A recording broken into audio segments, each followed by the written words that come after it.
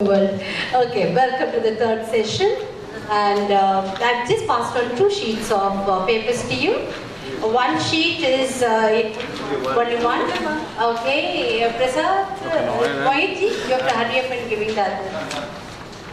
One sheet contains the document that we brainstormed between our team, who some of them are not here. From different fields of expertise, be it be business, be it be spiritual field, be it be technology, plus my kind of people who are like rolled into all. So we began to brainstorm and I really had a marathon meeting. So we turned out this document which speaks about the vision and the mission for the curriculum that we want to put up for the university.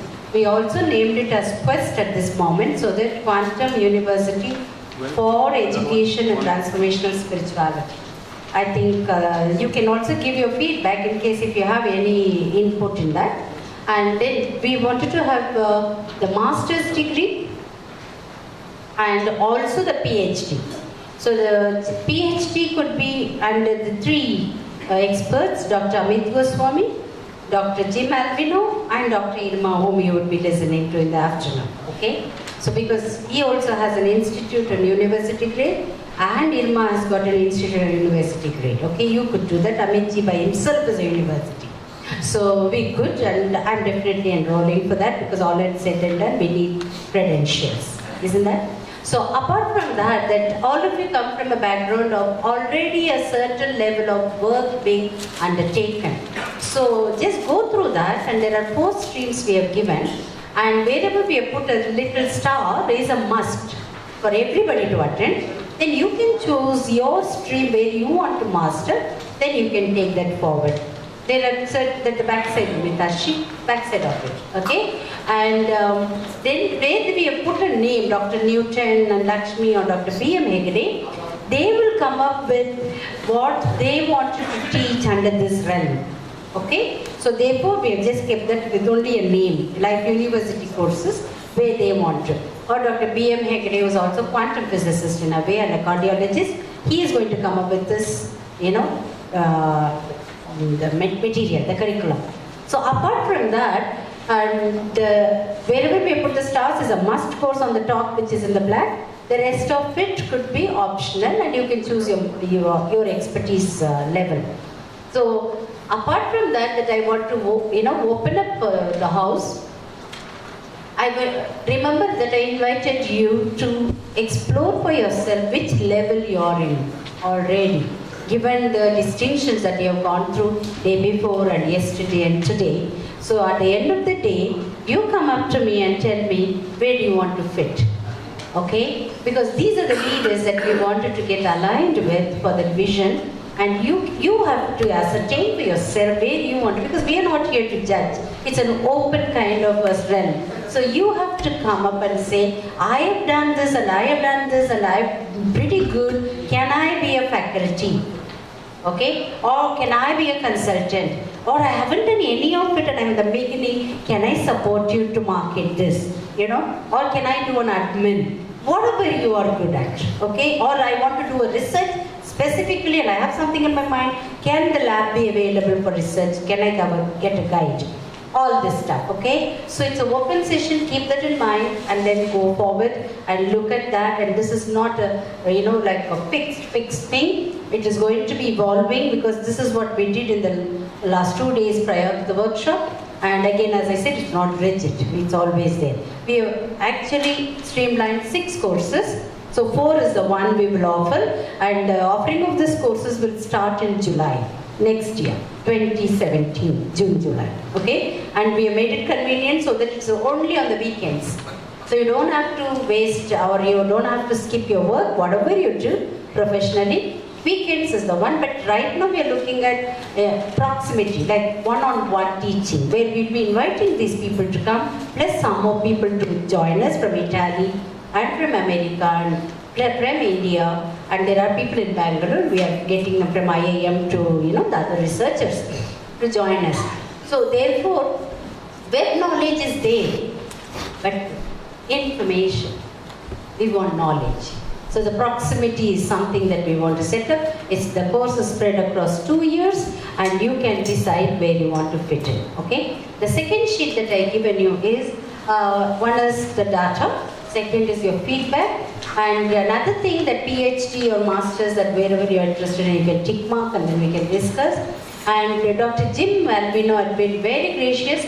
He said to me, I want to do a personal consultancy for free for this group and to set up your enterprise or whatsoever, bringing his own realm of expertise, okay? So in case if you're somebody who wants this expertise into your enterprise, please give your number, email, Skype ID. So he will be able to coach you on that. And definitely it's for free for this group. And that's really, he's being very generous. So thank you for your generosity, Albina. And so we are going to take it forward. Any other question? Anything you want to share? Yes, Mitakshi? This course is available online form or no. Out of the 24, the subject matter, we're looking at definitely 10 would be virtual. 10. But we do not want many to be virtual because there would not be any difference between what is done in the net. Because the proximity, the personal touch and the coaching is important. See, you heard a lot. We have heard Amit Goswami even in the YouTube. But what's the difference? The proximity. There's said and there's so much in the unsaid that you receive it in the time. So that's what we want to do. We have to earmark a budget. Because remember, these are the very bricks with which we are going to put that foundation and you are one of them. So it costs a little and little more. Okay? So therefore, we can always talk it out, but there is no other escape route. Out of 24, definitely 15 would be proximity and then 10 would be virtual. Okay? But we do not want to make it too much of virtual, okay? Because there's so much happening when you're with one person to another. Like a coach, because it's literally a coach. We're developing leaders of the future. Okay? Online, if you have to do, we would have set it up long before. The vision was to really have a place pivotal to the entire universe. That's what this place is about. From here, the rest of it will happen. With the kind of vision that we have, the spirituality which was isolated earlier and the science which by itself is like another world. We never combined this both. But bringing together this kind of a combination, this kind of a vast expansiveness of the curriculum will make you who you are and who you would be. Okay? Otherwise it's like there's no point. Okay? As of now this is a design, but the design can be changed, but proximity is the game. But what about the research? Research can be carried out? That can be carried out, yes, that can be under the guidance, that can be carried out. Like let's say you want to do a research in Delhi, your guide would be here and whenever you wanted to facilitate physically checking up or something, you're welcome. Okay? So we have to do a lot of thinking here because you're not here only to come and learn something you heard and you received the information and you said, wow, great time, and then you go home and do nothing. This is just the beginning. You have got the whole world of opportunities being thrown up. Now you're going to break your head and say, how do I make it happen? And it's so amazing, so amazing. I just can't say, just words can't explain it, The things are so beautiful. Like, I just want to share. Jim, can I? 1 more minute? Am I eating too much of your time? Okay. IB myself, I read, when I say IB is managing trustee of this place. We've been brainstorming a lot on how to involve the villagers and how to involve our community around here. All of you know Pyramid Valley and most of them know, but local people, do they know? Because this is our land, this is our place, this is our community. So we began to brainstorm and we're looking at things, and I'm like somebody very weird, trust me, because I think things that normally any other woman or a person may not think.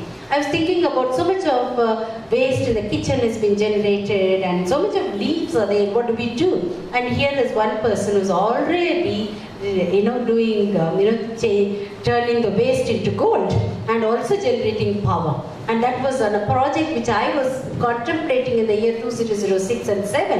And here is a woman who's already doing that. So this is the sync. The synchronicity that you're speaking about. So just one word, one over a breakfast table and I have the whole world of reality check. like happening now, yesterday kind, you know. This is what is possible. So therefore, just think big, put all your things that I want to do, how. Then you think of how. Okay? Mitashi, you're welcome. Okay? Any doubt, any question? I'm anywhere around, so ask. Thanks. Thank you. So it can't be unlimited, because I wouldn't have the time in the world to do everybody right now. Okay? But what we like to do is do an assessment.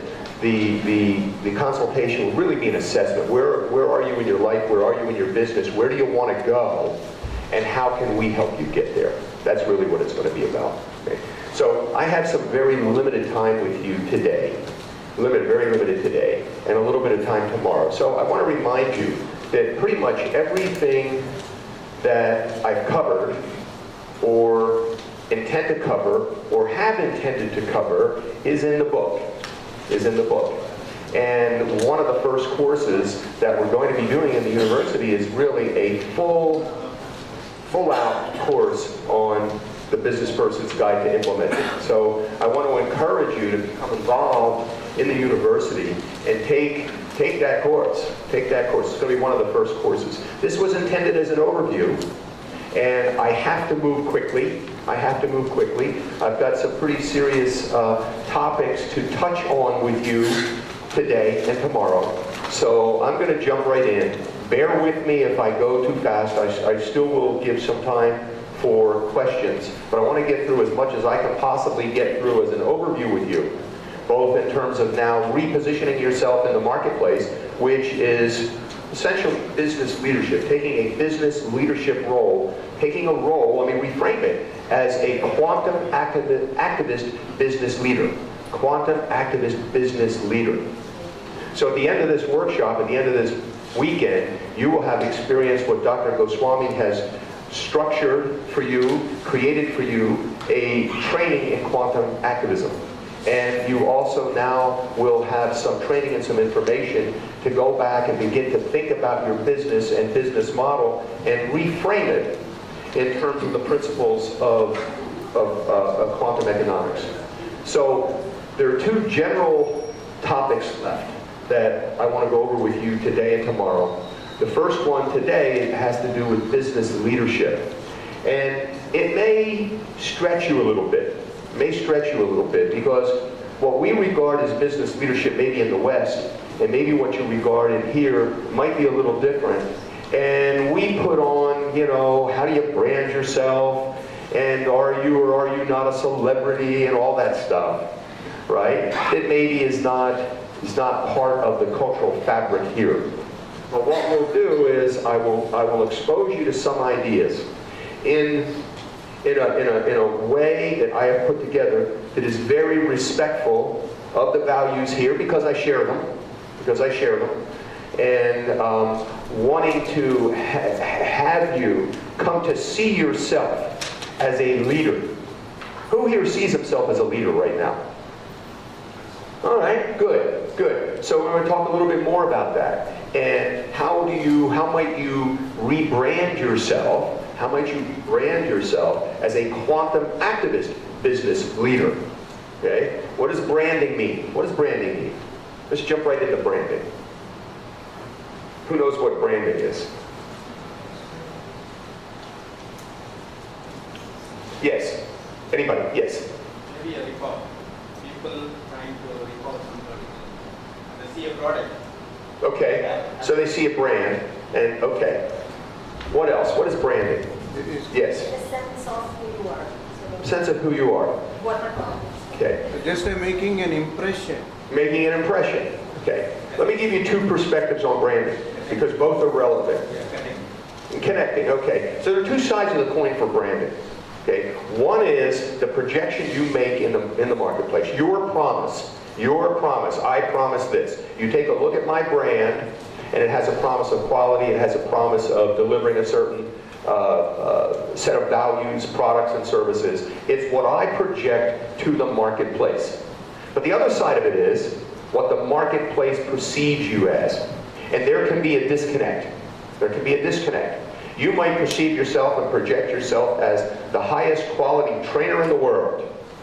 That's my brand, that's my projection. And the marketplace might see you as, ooh, this is really low quality, let's keep away.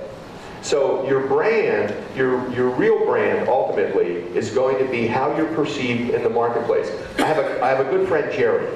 Jerry is the most resourceful person I know. He's unbelievable. But Jerry's brand is, he's always late.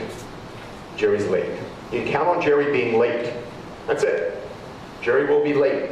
Brilliant guy, resourceful, but in some cases he's a pain in the butt to work with because you can't count on him arriving at a meeting. You know, he'll arrive for the meal. He'll arrive for lunch. So your brand, the true brand, is how you are perceived in the marketplace. Now, there are 4 levels of branding. 4 levels of branding that are important.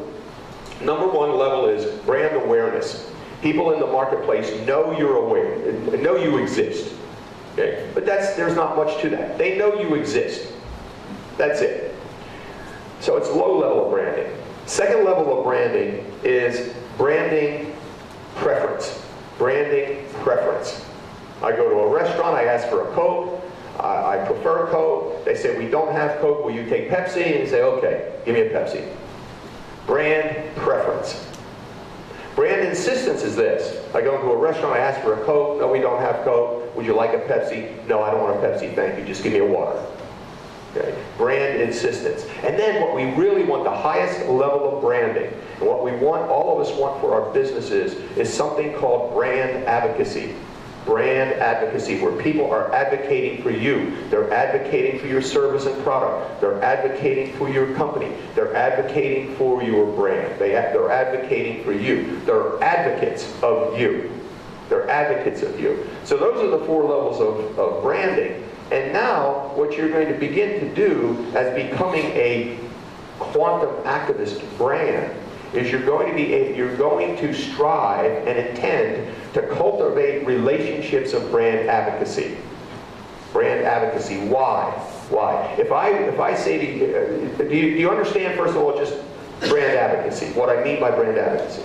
So if I said to you, okay, given that you understand that at some level, and you understand, you're aware of the 3 basic principles of quantum physics that we've introduced here so far today, or this weekend, which principle would you say is most in alignment with brand advocacy?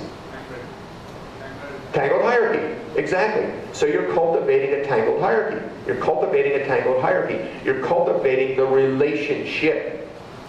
Now, there's so many different ways to say the same thing. You're building relational capital.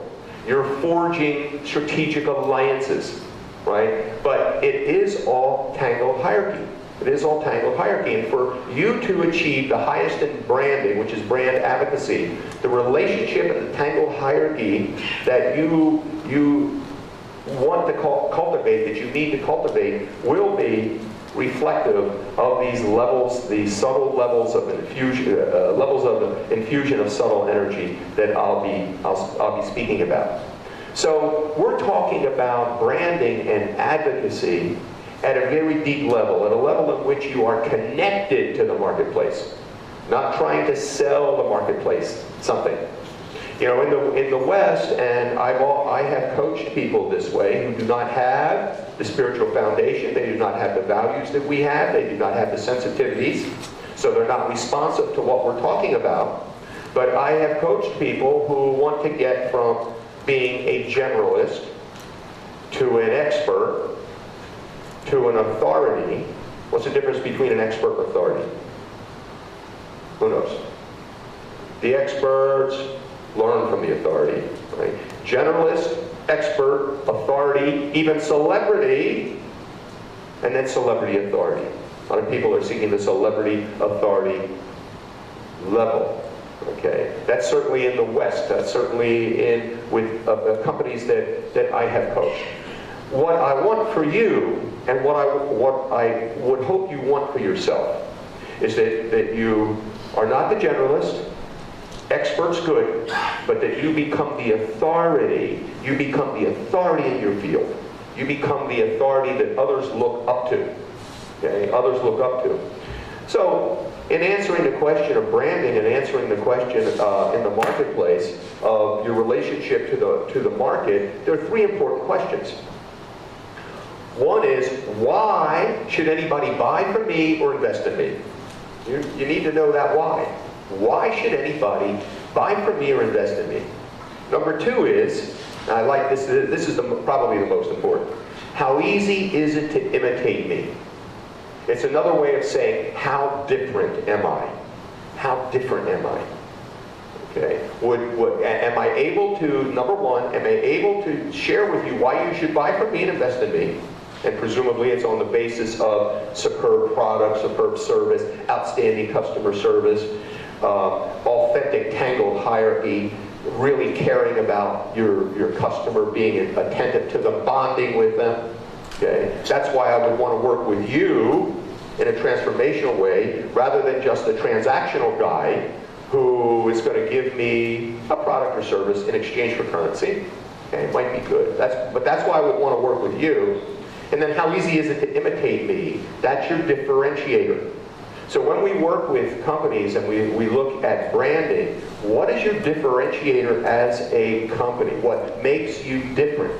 Now, I want to add to the mix here. One of the things that would make you different after this weekend is what? We are quantum activists. Yes, yes, and understanding what that is and being able to integrate that into your brand and into your business model is a really outstanding differentiator. I mean, we're on the cusp of Dr. Goswami has had this movement going for a while, but we're on the cusp of what I see as a really great quantum leap forward with this university, and starting right here and starting with you people. That's a differentiator. You're on the ground floor of something really great. That's a differentiator. And then the third question is, would they think of me first, second, or not at all? Would they think of me first, second, or not at all? What do we want them to think of you? First. Let's think of you first. Let you be the authority in your field. Okay? So whatever it is, whatever it is you do, if it's training, if it's a special kind of healing, if it's a dental work, whatever it is, you know, we want them to think of you. We want them to think of you first. Think of you first. So that's what we're striving for. And there are 4 levels of branding, and there are 7 or 8 different ways to brand yourself. 7 or 8 different ways to brand yourself. And one of the ways that is important that I talk about in the book. You know, I don't know how many slides I'm going to get to. I'm just going to talk. I'm just going to talk in terms of the knowledge that I can convey to you because of the limited time. But we want to, and it's part of the projecting. We want to project a message. We want to project a message, and we want to be able to. I'll use the control word. We really do want to control the message about ourselves and about our companies, because if we don't, somebody else will. Particularly with social media these days. So social media in particular. How many of you feel that you're pretty good at social media? Meaning Facebook, LinkedIn, Twitter, all that stuff. Okay, some of you. Okay, so the rest of you need to get better. The rest of you need to get better, because it's not only a vehicle of your message. Okay, it's not only a vehicle of your message, but it's a means by which you will control the message, control what's said about yourself. It's important. You know, as a company becomes more and more successful, and this is part of business leadership too. As you become more and more successful, sometimes people take their shots at you, and you evoke all kinds of envy in people. Maybe you're cutting into the competition. Maybe you're doing a better job. There's an expression that says, a dog doesn't bark at a parked car. So if you're moving, which is what we want, you're going to have some dogs barking at you. You know, criticizing you and barking up a storm. What are you doing? What are you doing? Well, we want to gain the inner strength. We have the spiritual values here that are so solid, so solid.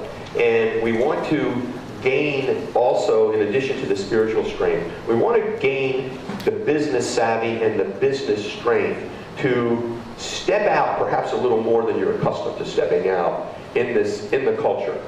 Okay, in the culture. Remember, I mentioned that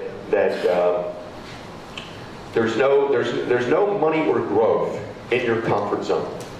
Okay? If you're not willing to take a little bit of calculated risk, and what's creativity all about? Creativity, you know, if you're going to be creative, you need to take some calculated risks in your life. We can't sit back and be comfortable. So part of what we're doing with regard to transforming each other into quantum activists is pushing a little bit and being willing to grow from the inside out, to say, okay, this maybe makes me feel a little uncomfortable, but this is how I'm going to grow my business. This is how I'm going to grow my brand. Okay, it's not for phony reasons. It's for legitimate reasons of being a service in the marketplace. So it goes back to what motivates you. What motivates you? Right? We talked a little bit yesterday about profit motive versus purpose motive. And we said that quantum physics, quantum economics weds profit motive and purpose motive. Right? We're in business to make a profit. And I hope by the end of this weekend, where all of us are very clear, we might not be established in this truth yet. Because all of us have had decades, most of us have had decades of conditioning. So we may not be established in this truth, but after this weekend to fully understand that there really is not a dichotomy between wealth and spirit. Okay? And we talked about Lakshmi, we talked about Goddess Lakshmi, Goddess of abundance. She's not broke. There's wealth, there's abundance. Okay, so it goes hand in hand. It goes hand in hand. So when we work with you, this is you can think of yourself as I'm speaking up here, or as you hear Dr. Goswami speak up here, what questions you might want to ask me in a consultation. The reason Rita asked you for email and Skype and even phone number is obviously those consultations will have to follow our visit here this time.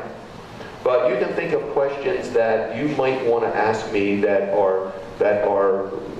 reflect your concerns about your business or your life, about your business in particular, and what you perceive as either lacking in your business or what you perceive you need in your business. And I'll first just be a sounding board and try to size up what it is that I too feel you could benefit from. Okay.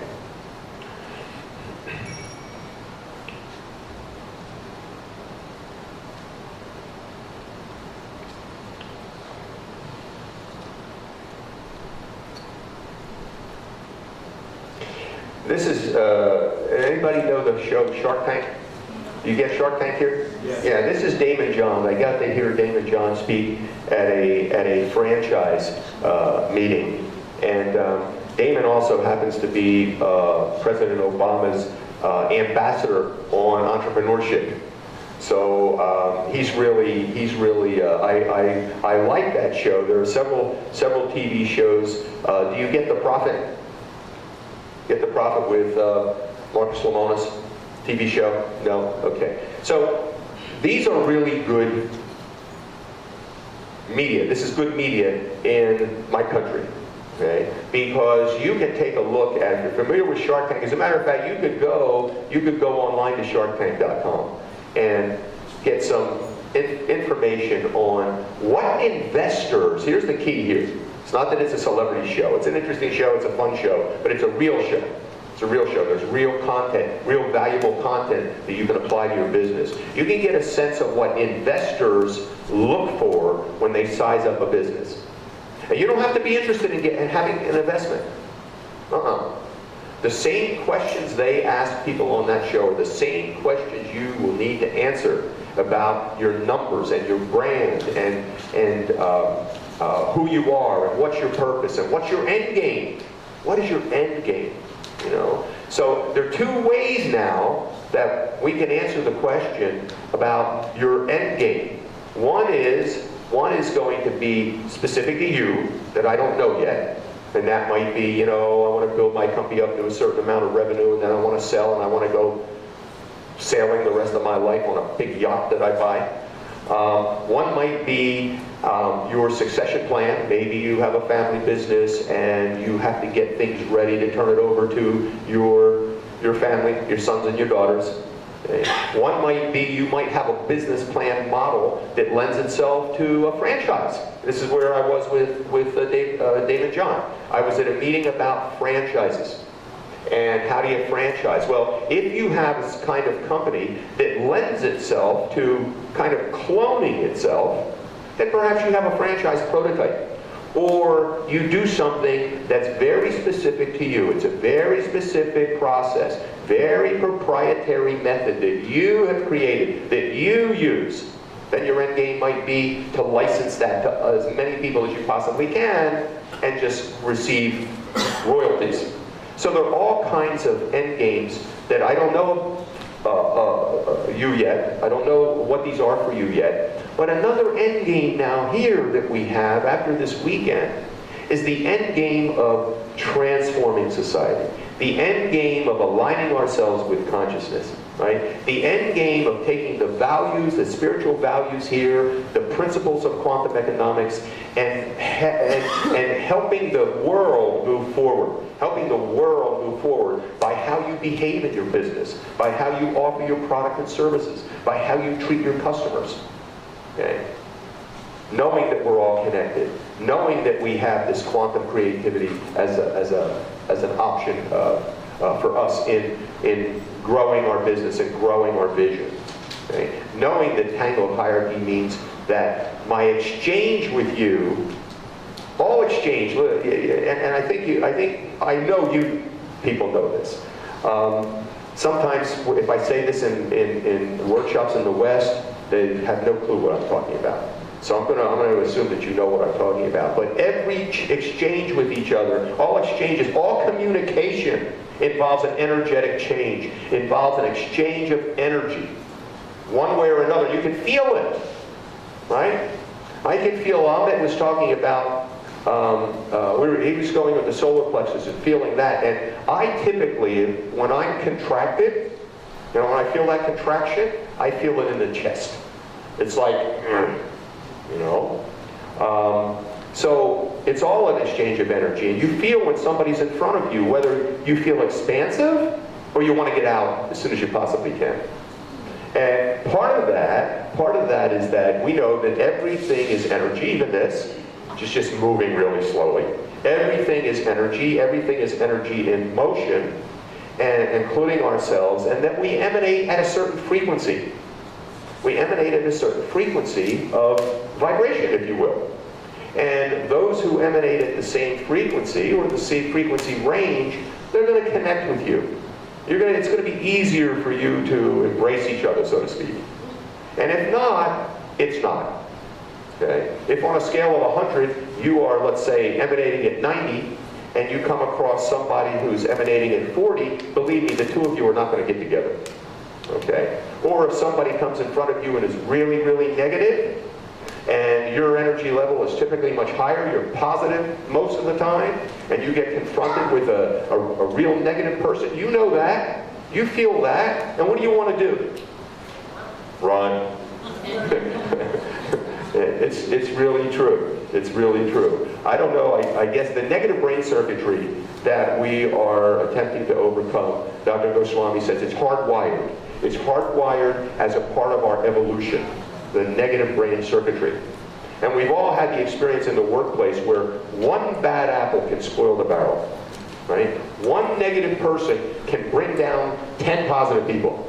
But try to get those 10 positive people to lift that one negative person up, impossible. So we have to acknowledge that that's how we're wired, and we have to create a culture, a very deliberate culture, to actually not tolerate that kind of negativity, because what we want to do is have a positive work culture that is connected with everybody that we touch. Everybody that we touch, we want to touch in a positive way. We want to touch in a positive way. Okay.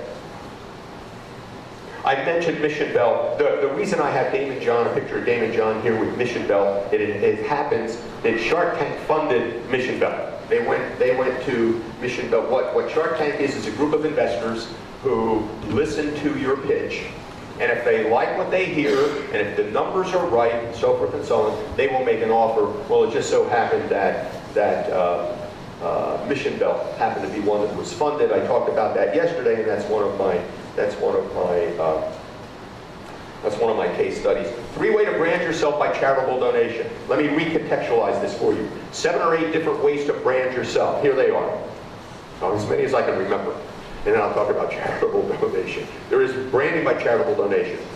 And the reason that I've highlighted this is because branding by charitable donation is tantamount to increasing your social footprint, right? Increasing social currency, yes, but remember our 3 things: maximize profit, do social good, right? Build a living legacy. So the do social good part is all about branding by charitable donation. So let's call branding by charitable donation one way of branding yourself. Another way of branding yourself is branding by publication.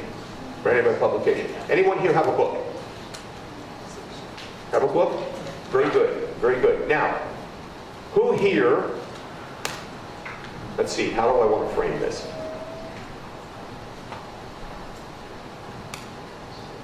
Who here believes they have a book in them? They have a book in them. All right, good. Okay, so my message to the rest of you is you do too, but you just haven't yet seen yourself as an author. So branding by authorship is quite a good way to brand. Quite a good way to brand, and it's a way to differentiate yourself. It's a way to establish a credential.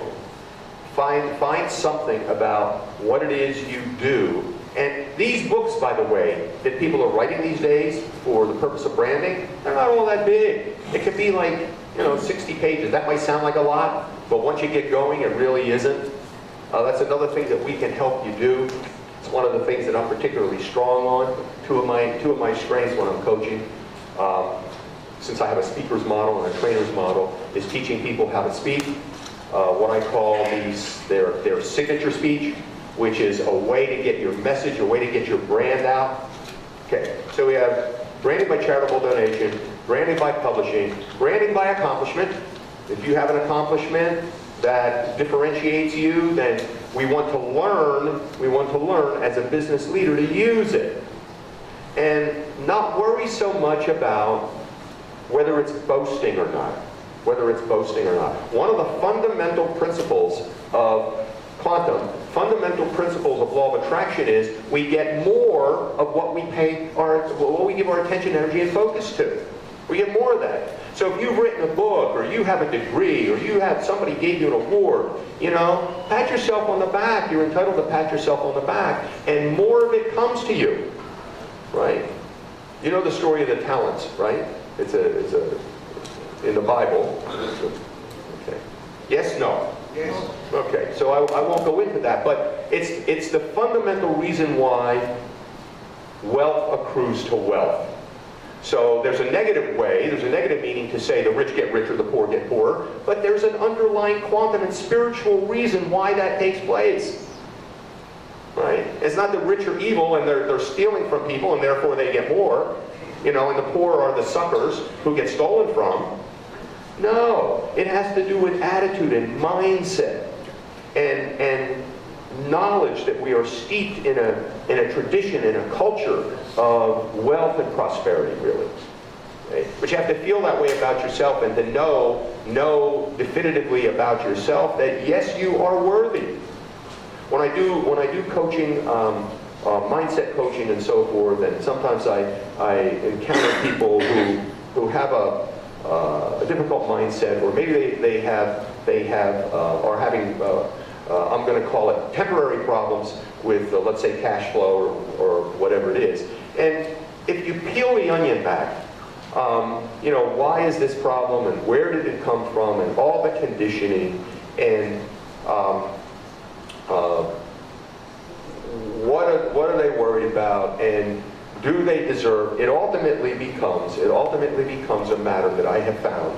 People with a challenging money story. It is a result often, not always, it's a result often of an issue of deserve, of an issue of enough, being enough, being enough. One of my first coaches, one of my first breakthrough coaches I had years ago, and coaching is so common in my culture now, and you know it is sports coaching and music and everything. We have coaches, we have mentors. It's just business. It's not quite you're not quite familiar with it. But at the end of five sessions with him, I said, okay, Jeff, give me some message. Give me some message that I can take with me, and that would really help me get centered, really help me get solid. Okay, and he basically said, you are enough. You are enough, right? And you think, we are enough. We are perfect in God's eyes. We are enough already. We are already perfect. So yesterday when I invoked the mantras of perfection, in fact, I don't think I translated for everybody, but basically Om, right? That is perfect. This is perfect. From the perfect springs the perfect. If the perfect is taken from the perfect, only the perfect remains. And that's us. That is us. Do we have limitations as human beings that we need to work on? Yes. But we're perfect. So our inherent worthiness should never be questioned. Should never be questioned. We all have different talents, and we don't want to, I want to celebrate your talents. If you're better than I am in certain things, you see what an idiot I am with regards to setting up computers and things. So I don't want to be envious of you for that. I want to thank you. I want to say, thank you for coming here and helping me, because this is not one of my competencies. Okay? So we don't want to be envious. We want to celebrate. We want to celebrate each other's successes, right? And in so doing, we too we become more successful. So this whole idea of worthiness and deserve relates to whether we are motivationally adaptive or maladaptive. And I'll give you the definition of that. And so I'm asking you to think to yourselves what it is that motivates your behavior. And there are two main categories of this. One is my behavior is motivated to either win favorable judgment or avoid negative judgment by others. Win favorable judgment or avoid negative judgment. That's one set. Either I'm motivated to do that, or I'm motivated to do what I do in the pursuit of excellence, pursuit of wholeness. And in our case now, in the pursuit of archetype, pursuit of abundance, which we're asking you to radically rethink, and which means at the very get-go that abundance is not just money. It's not just Kubera. I have somewhere on a slide, you may not get to see it this weekend. I have Kubera juxtaposed with Lakshmi. Okay? And it's Kubera's the yang, Lakshmi's the yin. Kubera is the taker. Lakshmi, Kubera, if you're motivated by Kubera, you're the empire builder. I'm number one. I'm the top. I want to dominate. Versus Lakshmi, who is the giver. Okay? Kubera is the yang, Lakshmi is the yin, that kind of thing. So, so we want to expand. Many of us got into business, myself included, focused on the money. It's business, okay? Focused on the money. But as we evolve in our thinking, and as we evolve in our consciousness, and as we grow as spiritual beings, we know that we don't chase the rupees. They come with the service and the product and the connection that we have with people. They come with our purpose. They come with our purpose. So identifying your purpose is very important. So those were just a handful of means by which to brand yourself. But with this notion of charitable donation now, there are several ways to go there. One is the easiest way, and maybe many of us, possibly most of us already do this, is donate something to a cause of your choice, something that is meaningful to you. Many of you perhaps donate to Pyramid Valley. Maybe some of you donate to an ashram. Whatever it is, to give, to absolutely give. And the motivation, what is the motivation? It's not so I can get something back. That doesn't work. I mean, it's just that's a tainted motivation. I give out of the goodness of my heart, and as Amit said yesterday, I believe, or on day one, we give without expectation. We give without expectation of anything back. And that's also unconditional love. Unconditional love is loving without the expectation of anything back. There's no exchange. I'll love you if. You know? So that's what we are seeking. And our intention now, level one infusion of subtle energy, is the intention to do what we've been talking about. Is the intention to build into your business model the principles of quantum economics, quantum physics, quantum activism, including the spirituality that envelops all those principles, and educate your clients and customers to that as well. Educate them to that as well. Let them know, branding-wise, this is how you're differentiating yourself. Let them know what you're doing, why you're doing it, and how you're helping them grow all humanity, really. How you're helping them grow all humanity. Somewhere in my slide, I think it was yesterday, I said, building human capital is everybody's job. It's everybody's job.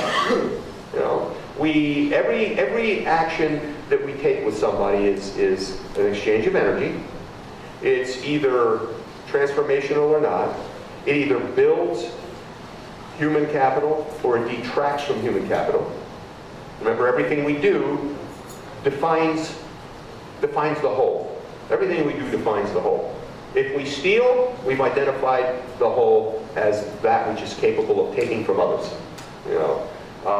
On the other hand, if we give, we also have defined humanity as that of one of generosity and giving and abundance in that way. So it's important. We said yesterday that we articulate our reality into existence. So how you articulate your brand, how you articulate your purpose, what you do, you know, is going to be very, very important to helping to further this cause of quantum activism and building of human capital.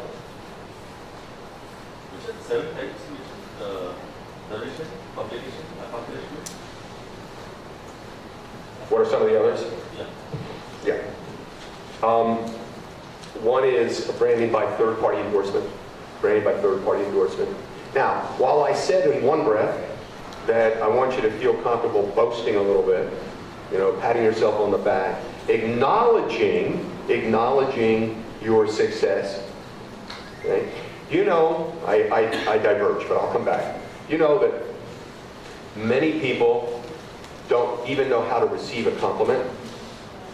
Have you noticed that? Yeah. Notice that? And I had a problem like that in my early life. You know, we dismiss what we do. Great job, Jim. It was nothing. Oh, you know, yeah, we dismiss it. As opposed to just learning to receive and saying, thank you. Thank you. And that thank you opens us up to receiving other things in life. If I say, oh, it was nothing, or whatever, I'm basically closing myself off to the universe to receive more. And it starts with being able to receive more. Really, and I want you to work on this, because this is not an easy thing. This is not an easy thing if you're not used to it, right? Sometimes I'll go so far as to say, you know, if somebody compliments me, I'll say thank you, and I'll go so far as to say, I really loved it too. You know, that's okay. It's not boasting. It's just and if I get a thank you and I say, oh, it was nothing, I've dismissed you. I haven't even acknowledged you. I haven't allowed you to share how you feel about me or how you feel about what I'm doing. You know? once again, that's a contraction of energy that closes me off to the abundance of the universe. So it starts with, you want more? It starts with acknowledging what you have and just saying thank you. And I know we pray, right? We meditate in the morning and we thank the Lord for everything we have and appreciate everything. This is all good. It comes to one who appreciates and who is thankful. It's good. So, third-party endorsement. While I'm saying yes, receive the thank you, pat yourself on the back, it's okay. And in the same breath, it's always better from the point of view of marketing and branding for somebody to say you were great rather than for you to say I'm great. Right? Okay? There are people on stage who say they're great, I'm so great, I'm number one. It's true. It's a lot. I know a lot of them. I have dealings with some of them. Okay? So they don't mind telling you that they're number one this, they're number one that. And they see it as their brand, but they don't see it from the point of view of the values that we bring to bear on what we're doing. Okay? So we're able to do these things if we're conscious of what we're doing. We're able to pat ourselves on the back. We're able to acknowledge, well, first of all, remember, we're all perfect. We're already acknowledging our inherent greatness, right? And if that greatness manifests in something that you do, acknowledge it. It's not boasting. You're not going around town with a banner saying, you know, I'm the only one. I'm the only one. So the third-party endorsement would be another one. Branding by association. Branding by association. Now this is really I've seen it as mostly as a Western thing. Riding on the coattails of somebody else. Okay, so somebody joked. Oh, I think it was Irma. Somebody joked. If you go to my website, you're going to see a lot of celebrity photos. That's called branding by association, and it's important. Here's why it's important. Okay. Here's why, and I'm not calling myself a celebrity, but I would welcome photographs with you. You make sure you get a photograph with Dr. Goswami. Here's why. Okay, and you want to put that on your website and put them on Facebook, whatever it is. If everything else is equal, okay, let's say I have a plumber and a plumber. They're both great plumbers. They're both certified. They have had all kinds of training, all kinds of letters behind their name, and success. They've got a lot of endorsements and so forth. One of them has a picture of Dr. Goswami and Master Patriji and the Pyramid Valley, and just is really that high energy kind of person, and the other person doesn't. Who would you go with? Who would you go with? I know who I would go with, and it's not because of a fascination with celebrity. It's because, okay, it's a level of people, it's a class of people that I want to be associated with, and I want the marketplace to associate me with them so that I perhaps will bring more business in. That's it. It's a bit of a game. It's a bit of a game. It's not that you're taking yourself so darn seriously that you're saying, look at me. It's a game. Okay? And we know that business is a game. We know that business is a game, and we have to play the game in certain ways. We talked yesterday about certain ethical things or moral decisions or whatever, and that we do what we need to do in the environment and in the context to play the game. You can decide, as Rita did, not to play and pull out of the game, and in some ways create her own game. That's a legitimate choice. But if you decide to stay in the game and to play the game, then you want to know, okay, how can I do it as well as I can? How can I do best for myself? Let's leave them at that. Okay, that's enough of. Okay, I asked the 3 questions already.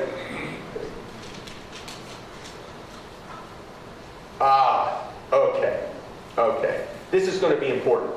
This is going to be important because how many of you think of yourselves as your own legend? All right. Excellent. Any more? All right, good. All right. Now you surprised me in a pleasant way. Thank you. Okay, so Isabel Allende is one of my favorite, this is one of my favorite quotes. You know, you are the storyteller of your own life, And you can create your own legend or not. You know? I mean, create your legend. Create your story. Why is this important? Well, it's important from a number of reasons. But first of all, to be able to accept that I'm creating a brand, you know, call it a legend if you will. Now remember, the third piece is it's all coherent. This is all the first time you're hearing this stuff. So all the pieces may not fall together the first exposure. But remember, maximize profit, do social good, build a living legacy. Build a living legacy. Build a living legacy, okay? It's related to creating your own legend, creating your own story. So, I'm sure there are exceptions, but most companies that I work with, what I see is this. Most small companies, not huge conglomerates or something like this. I've worked with Hilton and McDonald's and things like this. But I'm talking about small business people, entrepreneurs, and what have you.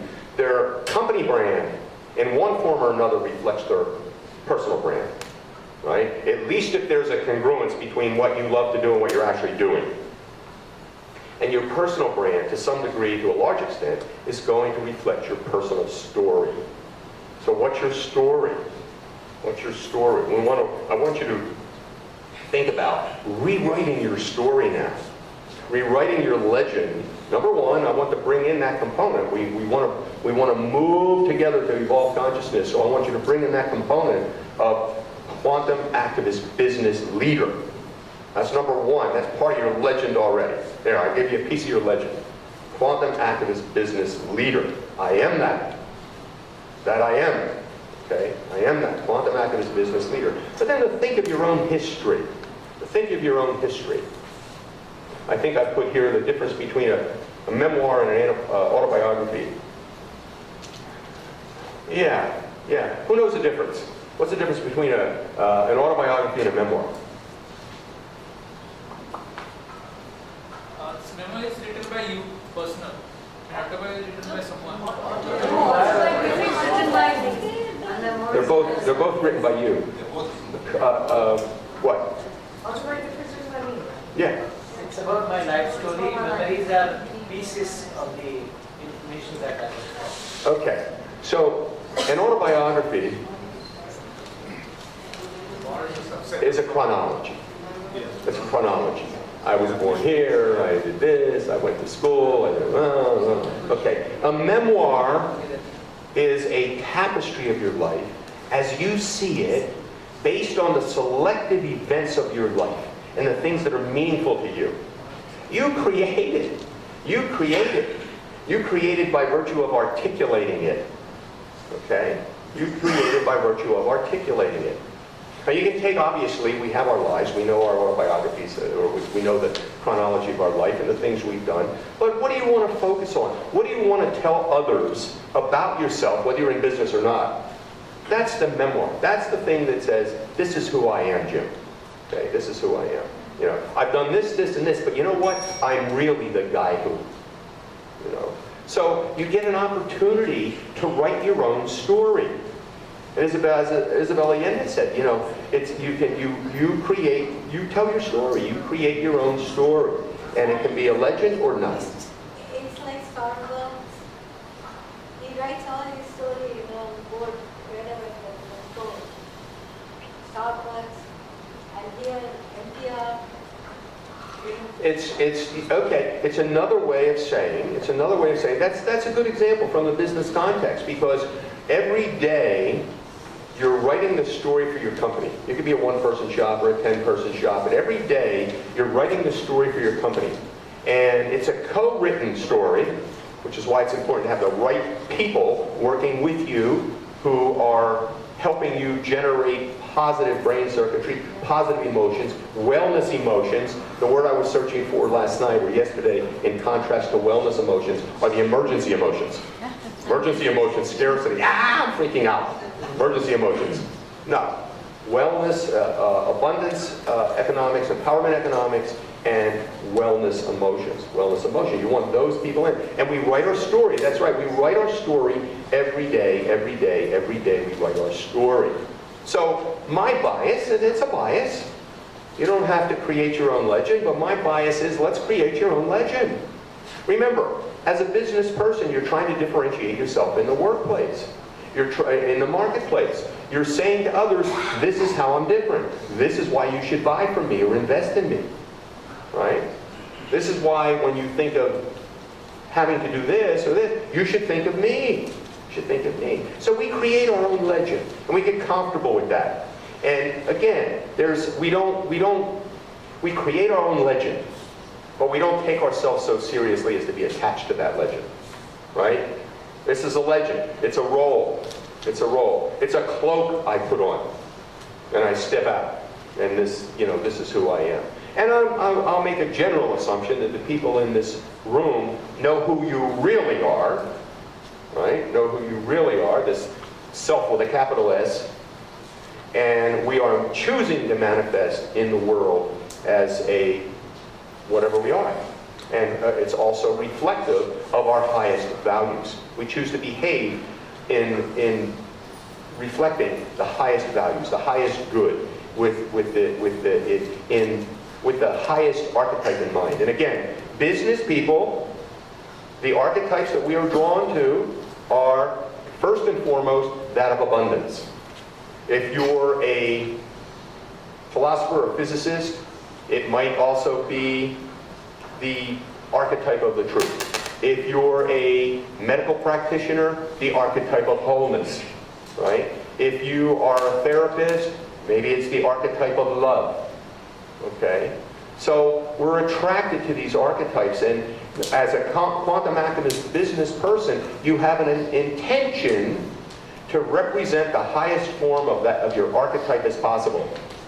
So the highest form of abundance means I'm not going out just getting profit and rip you off and I don't care.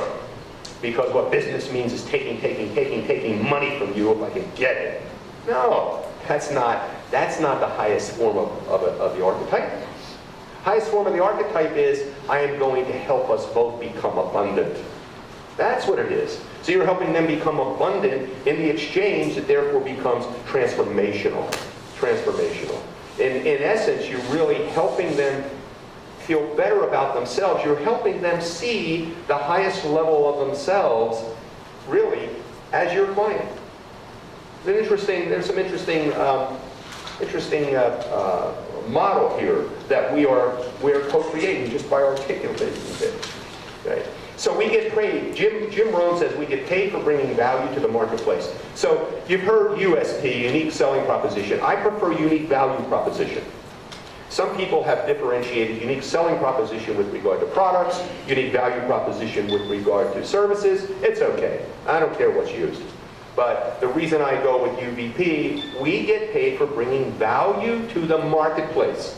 Value. Value. If you want to be paid more, he says, bring more value. Bring more value. He tells a funny story that the first time, in fact, I do this sometimes just for fun. And it's kind of to poke fun of myself, but just to kind of break up the group. I'll ask a group, how many here have heard me speak before? A couple hands go up, and following Jim Rohn, I'll say, oh, I thought I was more popular than that. You know, just kind of poking fun. Just kind of poking fun. But the first time that Jim Rohn was offered $1 million to speak somewhere, and he was. Jim Rohn is one of the great American business philosophers, and his work is known lots of places. He said, gee, I wonder why they're offering me this money. And then he snapped out of it and said, of course me. Who else would they offer? Okay. Now, that's just a positive self-concept. Again, that's not boasting. I know I've read a lot of Jim Rohn, and I've heard him speak and so forth, so I know where he's coming from. That's not boasting. That is, well, yes, I deserve this. I deserve this. He also said something very profound. And those of us who have any kind of talent, everybody in this room has some kind of talent that they can market. He makes the very simple statement that you have heard many times before, use it or lose it. Use it or lose it. Okay? But he assures you of this. And I'm in complete accord with this. That if you do use it, the universe will always find a place for you. Always find a place for you. So find that talent. Look at that. Look at yourself. Look at that talent. What would you love to do? What would you love to do? Best of both worlds. I'm doing what I love to do, and people are paying me to do it. Best of both worlds, right? Best of both worlds. Now, I'm at some time, I'm actually looking forward to this piece of, well, I'm looking forward to everything he says, but especially to the piece on livelihood. He's got a piece coming on livelihood, and I'm very interested to hear that piece. Jim, Yes. I have a question. Yes. It's more in terms of the phraseology, in terms of instead of substituting the word human capital, could you substitute to the word human assets? Well, you could. I just thought in terms, because generally in economics and in terms of Adam, we always use the word capital. We do, yes we do. And capital is something which could probably disintegrate. Whereas assets, human resources as assets. And we're talking of... you know what it comes down to? I mean, it's a good point. And I know when Amit wrote Quantum Economics, he very deliberately, I mean, he chooses his words deliberately, right? Say that about Dr. Goswami. Chooses his words deliberately. And chose capital very deliberately in terms of juxtaposing it to how we ordinarily think of capital, okay? But you could, yes, you could use a different word. I meant human assets. I know human assets, and the other thing, there are other phrases that have other connotations, like human resources has a set of connotations. And an example from the business context, because every day you're writing the story for your company. It could be a one-person shop or a 10-person shop, but every day you're writing the story for your company.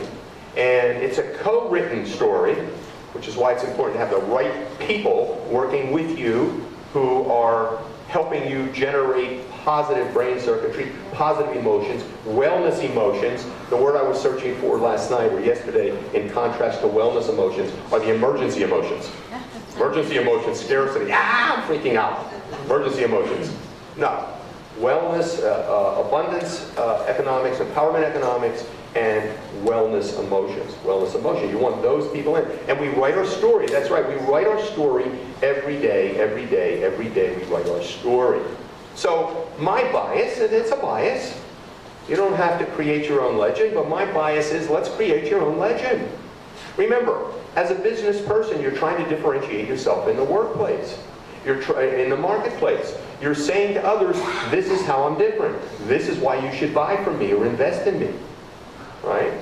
This is why when you think of having to do this or this, you should think of me. You should think of me. So we create our own legend, and we get comfortable with that. And again, we create our own legend, but we don't take ourselves so seriously as to be attached to that legend. Right? This is a legend. It's a role. It's a role. It's a cloak I put on, and I step out. And this is who I am. And I'll make a general assumption that the people in this room know who you really are, right? Know who you really are, this self with a capital S. And we are choosing to manifest in the world as a whatever we are. And it's also reflective of our highest values. We choose to behave in reflecting the highest values, the highest good, with the highest archetype in mind. And again, business people, the archetypes that we are drawn to are first and foremost that of abundance. If you're a philosopher or physicist, it might also be the archetype of the truth. If you're a medical practitioner, the archetype of wholeness, right? If you are a therapist, maybe it's the archetype of love. Okay? So we're attracted to these archetypes, and as a quantum activist business person, you have an intention to represent the highest form of your archetype as possible. So the highest form of abundance means I'm not going out just getting profit and rip you off and I don't care. because what business means is taking money from you if I can get it. No, that's not the highest form of the archetype. Highest form of the archetype is, I am going to help us both become abundant. That's what it is. So you're helping them become abundant in the exchange that therefore becomes transformational. Transformational. In essence, you're really helping them feel better about themselves. You're helping them see the highest level of themselves, really, as your client. There's some interesting model here that we're co-creating just by articulating it. Okay? So we get paid. Jim Rohn says we get paid for bringing value to the marketplace. So you've heard USP, unique selling proposition. I prefer unique value proposition. Some people have differentiated unique selling proposition with regard to products, unique value proposition with regard to services. It's okay. I don't care what's used. But the reason I go with UVP, we get paid for bringing value to the marketplace. Value. Value. If you want to be paid more, he says, bring more value. Bring more value. He tells a funny story that the first time, in fact, I do this sometimes just for fun. And it's kind of to poke fun at myself, but just to kind of break up the group. I'll ask a group, how many here have heard me speak before? A couple hands go up, and following Jim Rohn, I'll say, oh, I thought I was more popular than that. You know, just kind of poking fun. Just kind of poking fun. But the first time that Jim Rohn was offered $1 million to speak somewhere, and he was. Jim Rohn is one of the great American business philosophers, and his work is known lots of places. He said, gee, I wonder why they're offering me this money. And then he snapped out of it and said, of course me. Who else would they offer? Okay. Now, that's just a positive self-concept. Again, that's not boasting. I know I've read a lot of Jim Rohn, and I've heard him speak and so forth, so I know where he's coming from. That's not boasting. That is, well, yes, I deserve this. I deserve this. He also said something very profound. And those of us who have any kind of talent, everybody in this room has some kind of talent that they can market. He makes the very simple statement that you have heard many times before, use it or lose it. Use it or lose it. Okay? But he assures you of this. And I'm in complete accord with this. That if you do use it, the universe will always find a place for you. Always find a place for you. So find that talent. Look at that. Look at yourself. Look at that talent. What would you love to do? What would you love to do? Best of both worlds. I'm doing what I love to do, and people are paying me to do it. Best of both worlds. Right? Best of both worlds. Now, I'm at some time, I'm actually looking forward to this piece of, well, I'm looking forward to everything he says, but especially to the piece on livelihood. He's got a piece coming on livelihood, and I'm very interested to hear that piece. Jim? Yes. I have a question. Yes. It's more in terms of the phraseology, in terms of, instead of substituting the word human capital, could you substitute the word human assets? Well, you could. I just thought in terms, because generally in economics and in terms of Adam, we always use the word capital. We do, yes we do. And capital is something which could probably disintegrate. Whereas assets, human resources is assets. And we're talking of... you know what it comes down to? I mean, it's a good point. And I know when Amit wrote Quantum Economics, he very deliberately, I mean, he chooses his words deliberately, right? Say that about Dr. Goswami. Chooses his words deliberately. And chose capital very deliberately in terms of juxtaposing it to how we ordinarily think of capital, okay? But you could use a different word. I meant human assets. I know human assets, and the other thing, there are other phrases that have other connotations, like human resources has a set of connotations. Anil?